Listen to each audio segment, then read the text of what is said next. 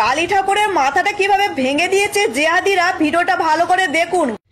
ভিডিওগুলো আমি দিচ্ছি, আপনারা যত্ন সহকারে দেখতে থাকুন, তারপরে আমি দুই একটা বক্তব্য দিব। দেখো, মা কালীর মুন্ডু কেটে রাতারাতি ভ্যানিশ, এটা কোথাকার ঘটনা? বাংলাদেশ? এটা আমাদের পশ্চিমবঙ্গের কাকদ্বীপের সূর্যনগরের ঘটনা। হ্যাঁ, এটাই আমাদের বর্তমান পশ্চিমবঙ্গ।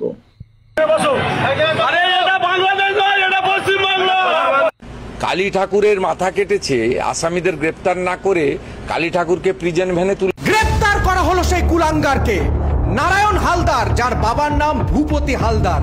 শুভেন্দু অধিকারী, এখনো সময় আছে, শুধরে যাও ভাই। একবার কেন্দ্র থেকে বিজেপি গেলে কিংবা 26-এ বিজেপি গাড্ডায় পড়লে নির্বাচন পরবর্তী হিংসা হচ্ছে, গাড়ে ঢুকিয়ে দেবে পাবলিক, বাংলার মানুষ। কাকদ্বীপের ঘটনায় গ্রেপ্তার হয়েছে আপাতত একজন, যে আরএসএস জঙ্গি, তার নাম হচ্ছে নারায়ণ হালদার, তার বাবার নাম হচ্ছে ভূপতি হালদার, ওই গ্রামেরই বাসিন্দা। যেটুকু পুলিশের বয়ান বা যেটুকু খবর এসেছে সেটা হচ্ছে ও দাবি করেছে আমি মদ খেয়ে ভেঙে ফেলেছি। কিন্তু প্রশ্নটা হচ্ছে, মন্দির তো কোলাপসেবল গেট দিয়ে তালা মারা ছিল, খুললোটাকে? এই যে ধরা পড়ে গিয়ে এখন মদের গল্প শোনানো, এটা কিন্তু হজম হচ্ছে না। আর এই কথাটা আগেই বলে দেওয়া উচিত ছিল, এই কথাটা জেনে এর পরে শুভেন্দু অধিকারী বলা উচিত ছিল।